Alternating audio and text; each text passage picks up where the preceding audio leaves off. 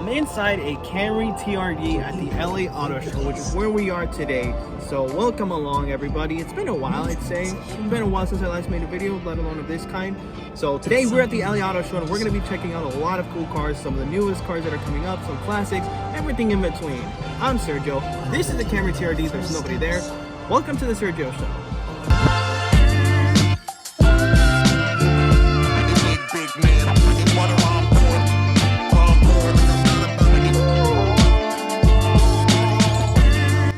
Okay, so the LA Auto Show. This personally is one of my favorite events to attend throughout the year, and I'm very thrilled I got to experience another edition of it this year. This event dates all the way back to the 1900s, back in the early days of the car industry. Over 100 years later, it's now recognized as one of the biggest car shows in the world, held every year at the Los Angeles Convention Center in downtown LA. This hosts one of the biggest exhibits for cars all around, so no time to waste, let's go check some out. So our day begins right at the very front. Right after you walk in through the gates of the Los Angeles Convention Center, the Hyundai N display is waiting for you. For those who don't know, Hyundai N is Hyundai's high-performance brand, which is supposed to be their little version of like BMW M or another similar sub-brand. One of their most hyped-up offerings this year is the Elantra N, a high-performance compact sedan, turning the ever-so-popular Elantra commuter car into a track-ready little rascal, containing 276 horsepower pumped out of an inline 4-cylinder, a turbocharged one at that. This is obviously one of the biggest and wildest offerings Hyundai has at this very moment. But it doesn't compare to one of the biggest surprises I wasn't expecting from Toyota. Those being these two things. One of them is the LQ, the other, it looks like it's meant to compete with the Solo EV. Although I will say this, the LQ actually does look pretty neat. Here's a nice camera angle view of it. Alright, that's enough of that. Next bit. As we walked in through the main rooms of the convention center, we immediately came face to face with the all-new 2023 Toyota Prius, which I'm just going to say this outright. I think this is one of the best-looking Priuses ever made, and definitely a significant improvement all around compared to its predecessor. We also checked out other vehicles like the Toyota Sequoia TRD Pro, the interior of which you can see here.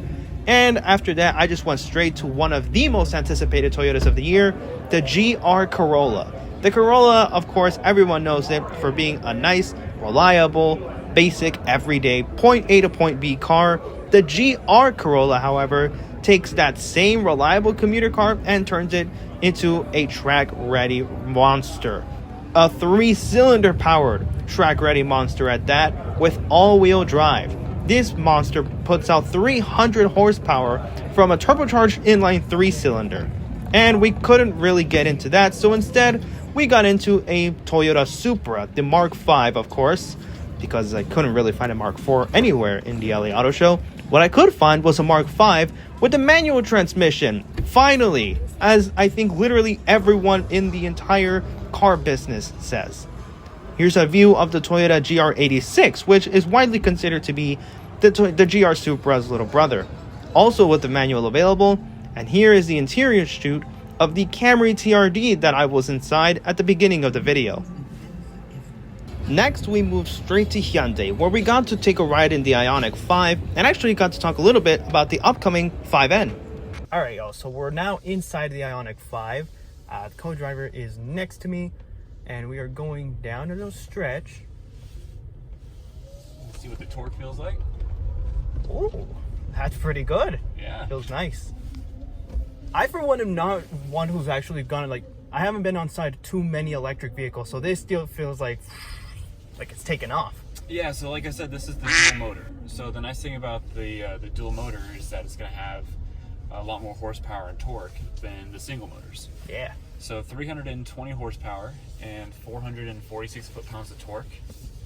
And it'll do 0 to 60 in about 5 seconds. Not bad, not bad. That's pretty good. Yeah, I mean, I'm only giving it about half throttle or half the accelerator. Yeah, so this is not even full throttle. This is like half. So you can tell, it's a very quick car. Yeah. For what it is, it's a family SUV. It's not meant to be the sports car, but it's still nice to have some power when you want it. I did hear that they're going to make a N version of this one. Yep, and right now it's all kind of rumors at this point. Mm-hmm. But yeah, it's supposed to have somewhere around 500 to 600 horsepower, and 0 to 60 is going to be around 3.5 seconds. Ford better watch out. Yeah. They've got company. So if you're familiar with the EV6 GT, oh, I just heard of it actually. yeah, it's going to be a very similar platform as the IONIQ 5N, but right now there's no hard numbers. Okay. So it's kind of hard to say. It's just everyone's just kind of guessing at this point. It'll be fun finding out though. Yeah, this vehicle is fun for sure. Yeah, I mean this is pretty quick, so you can imagine how quick the N will be. Oh, it's gonna be crazy, isn't it? All right. All right. Thanks, my guy. That was fun. Yeah.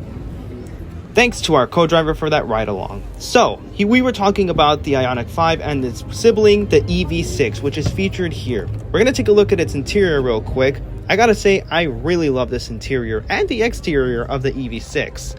And it's actually, like I said, a pretty close sibling to the IONIQ 5. We also talked briefly about the EV6 GT, which is featured here, and how that's the high-performance version of the EV6.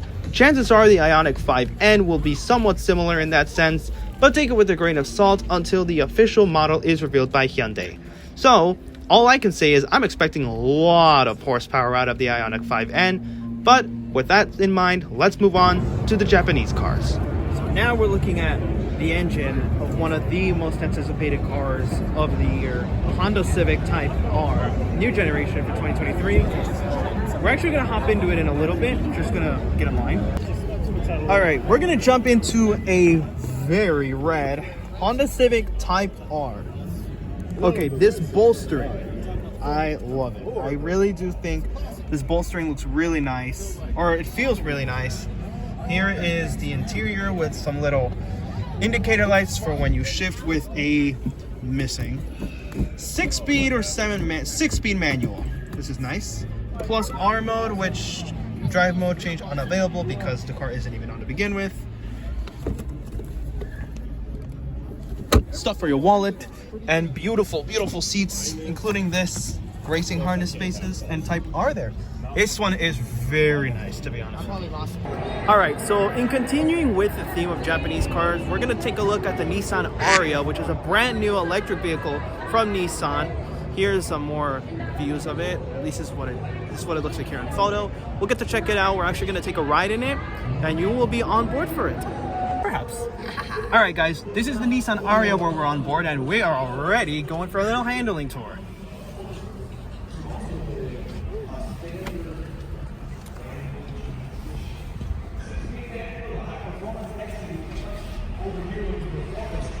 Quicker than it looks, I'll say that.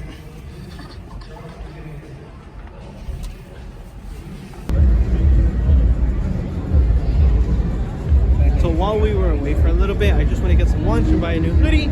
And now we're here checking out the Ford F-150 Lightning, which is the electric F-150. And I'm going to be honest, I think this truck looks really, really nice. It looks like a truck, and to be honest, like, don't get me wrong, I can appreciate the wild designs that people like GMC and all of them are coming up with, but to have something like this just look pretty neat, it's oddly refreshing, so that's nice. All right, let's hop on inside.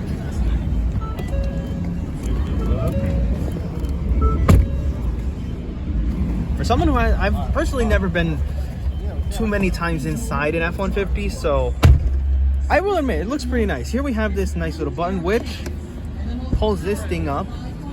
The theory here is that if you are on a job site or something, or you need to do some paperwork or maybe eat lunch inside your truck, you can push that button, bring out this foldable table, and there you go. You have a nice flat surface filled with this big screen that honestly looks a lot like something pulled out of a Tesla. I'm sure I'm not the only one who's made that comparison, but I will say it is pretty neat in here. It feels normal, so to speak. And I think that's where a lot of people are going to choose this truck over most others. It's just the familiarity. I can't blame them. I would be among them for sure. Now, on the flip side, however, of the eco-friendly Lightning, we have this beast, the Ford F-150 Raptor R. So the F-150 Raptor, for context, is basically a V6 power truck. This thing has a supercharged V8 set to put out 700 horsepower. So this is a full-on direct competitor to the Ram TRX, which I want to presume is the main reason this truck exists. We'll hop on in a little moment and I'll draw some comparisons.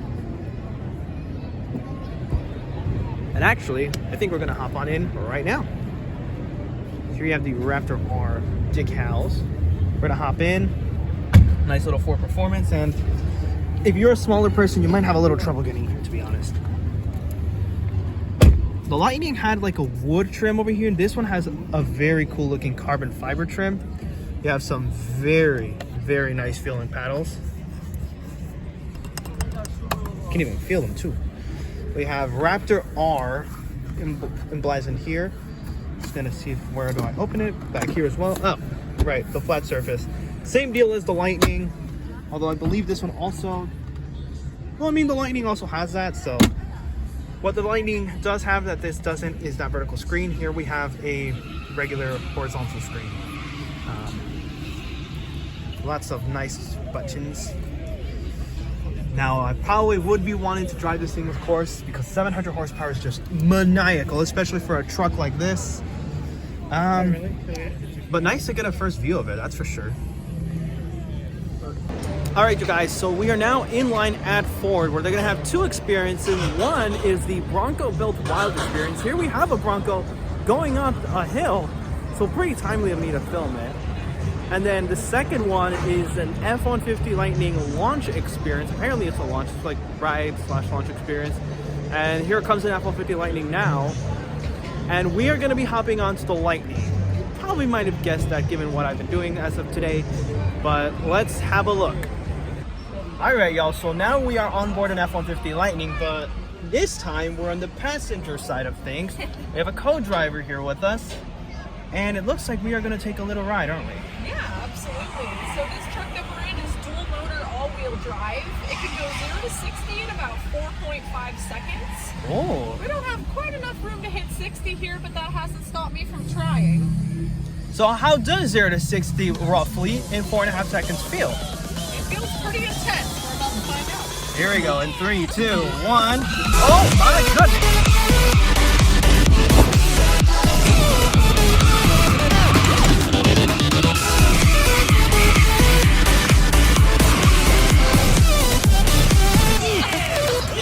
For a truck, that is ridiculous. For context, y'all, that is what we just hit. This huge stretch, but that felt wild. Okay, so conclusions after that launch. The F-150 Lightning is pretty damn quick. I personally was blown away by just how quick it was, given the fact that it is a very heavy electric pickup truck. You know, I know electric vehicles are going to be pretty quick by default, given their instant torque and all, but for a 7,000 pound pickup truck to be this quick, it's pretty freaking crazy. And I gotta say, I was blown away by it. I found it to be a lot of fun. So with that type of launch out of the way, it was time to go check out some other cars. This is the all-new Ford Mustang Dark Horse. It is said to have one of the most, if not the most powerful V8 ever put in a Mustang. And I gotta say, it's probably the best looking of all the new Mustangs that are coming out in 23/24. This just looks absolutely beautiful in my opinion. And it looks gorgeous. I'm waiting to see how it handles. So now we are looking at the all-new Nissan Z. I'm honestly having a bit of a hard time calling it the Z. In my mind, it's always been, and I think it always will be, the Nissan 400Z. And the reason for that is what's under the hood. A 3-liter V6 pumping out 400 horsepower. Let's have a look inside. We have a nice Z emblem right here. This song is copyrighted. Mind that, there was copyrighted music playing in Sirius XM over here. Okay, I'm going to be honest with y'all. This actually looks pretty damn neat. I like that there's blue interior accents throughout, but not like blue carpeting down here like is the case with the red in the Civic Type-R. I'm gonna be brutally honest. I know that those cars are generally not meant to be compared so much, but because I mean at the end of the day this is more of a true sports car, whereas the Type-R is economy car turned sports car. But that being said, we have 3 pedals. So yes, it does have a 6-speed manual, and let's mess around with it for a little bit. I gotta say, it does feel pretty neat. It's not like, and there you can shift into reverse. Feels neat. Honestly, I like how even though this car is not on, it's still showing us shifting gears like that. I think that's pretty neat. A nice little attention to detail. More of the interior screen. The mirror. I think visibility is rather limited, to be honest. Just one of the perks, I suppose.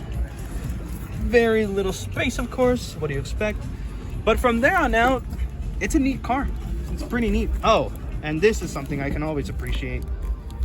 Can't really mess with it right now, but yes, a manual handbrake is here. A space for cup holder. Oh, and then this little storage. So that's inside the new Z. One more thing before wrapping up this video. Prior to checking out any cars whatsoever at the Hyundai End Display, they were having a challenge in Forza Motorsport 7 where you could turn a few laps at Lime Rock Park. If you were fast enough, you could actually qualify for a tournament that they were going to have later during the day, full of 16 competitors competing for the grand prize that would be an Xbox Series X. I actually qualified for the tournament myself. This here is footage filmed on a not so good camera and in portrait mode rather than landscape, but footage nonetheless. This is not footage that I filmed, of course, because there I am competing in the tournament itself. But all I'm gonna say is I got into the final and it didn't go to plan, so I did not walk home with the new Xbox Series X, but I had a lot of fun in this tournament nonetheless. So with that, let's wrap up the video. Alright y'all, there y'all have it. That was the LA Auto Show from my point of view. Gotta be honest, as usual, it is a lot of fun. You should definitely come out here if you get the chance. With that, I'm signing off, so thank you all for watching. Be kind. See you all next time.